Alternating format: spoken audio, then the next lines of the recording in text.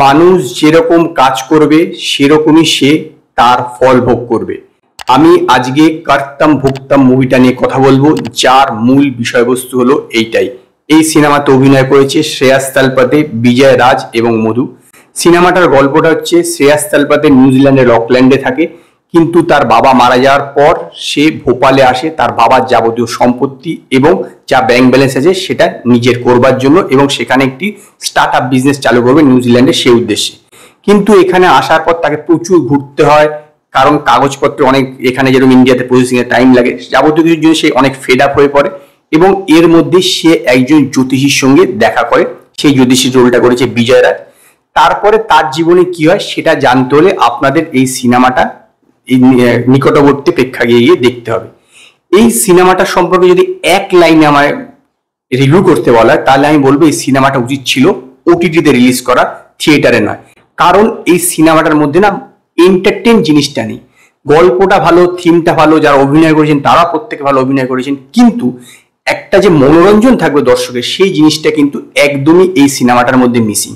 বিশেষত এই সিনেমাটার ফার্স্ট হাফটা খুবই স্লো, মানে স্ক্রিন প্লে এতটাই স্লো যে মনে হবে যে এবার সিনেমাটা ছেড়ে দেখা ছেড়ে চলে গেলেই ভালো হতো, কখন যে সিনেমাটা শেষ হয়, মানে এতটাই স্লো চলছে। এবং ইন্টারভেলের সময় একটা টুইস্ট আছে, সেটা খুবই ভালো, দুর্দান্ত। এবং তারপরে গিয়ে যখন সেকেন্ড হাফে স্ক্রিন প্লেটা ফাস্ট, কিন্তু একটা জায়গার পরে গিয়ে কিন্তু সিনেমাটা স্পষ্ট বোঝা যাবে, যখন এই তার যে বন্ধু থাকবে সে পুরো ব্যাপারটা রিভিল করবে, তখনই কিন্তু পুরো বিষয়টা বোঝা যাবে এবং এর পরে কি হতে চলেছে সেইটা কিন্তু খুব সহজে প্রিডিক্টেবল করা যাবে।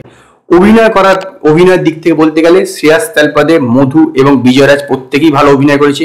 বিশেষত মধুর এই টাইপের ক্যারেক্টার কখনো আগে দেখা যায়নি। কিন্তু বিষয়বস্তুটা হচ্ছে যে টপিকটার উপরে সিনেমাটা বানানো হয়েছে, এই টপিকের উপর আমি অলরেডি একটি সিনেমা দেখেওছি তেলেগুতে।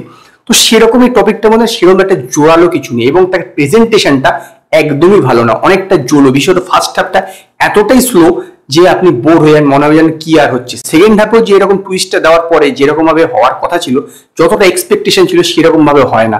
এবং যেহেতু গল্পটা সাজানোটা ঠিকঠাক ভাবে মানে অতটা ভালো হয়নি, সেই জন্য কি বলতো দেখতে অনেকটা বোর লাগে। সেই কারণে আমি বললাম এটা ওটিটিতে রিলিজ করাটা অনেক বেটার ছিল, কারণ এন্টারটেনমেন্ট মিসিং। এবং গানগুলো সেরকম ভালো না, যেখানে ভাবে গানগুলো পুট করাই সেরকম ভাবে জমেও নি। ওভারঅল সিনেমাটা কিন্তু নট ওয়াচেবল, মানে বিশেষ দেখে খুব একটা উৎসাহ বোধ করবেন না, মানে না দেখলেও এই সিনেমাটা বিশেষ ক্ষতি নেই, কারণ খুব একটা ভালো হয়নি না, ন্যূনতম যে ভালো হওয়া প্রয়োজন সেটাও কিন্তু হয়নি।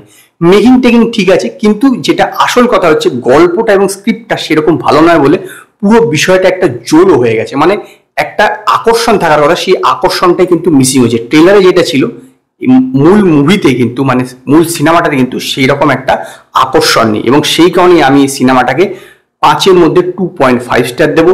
যদি আপনারা কর্তম ভুক্তম মুভিটা দেখে থাকেন, তো আপনারা আমায় কমেন্টে জানান আপনাদের এই সিনেমাটা কিরকম লেগেছে।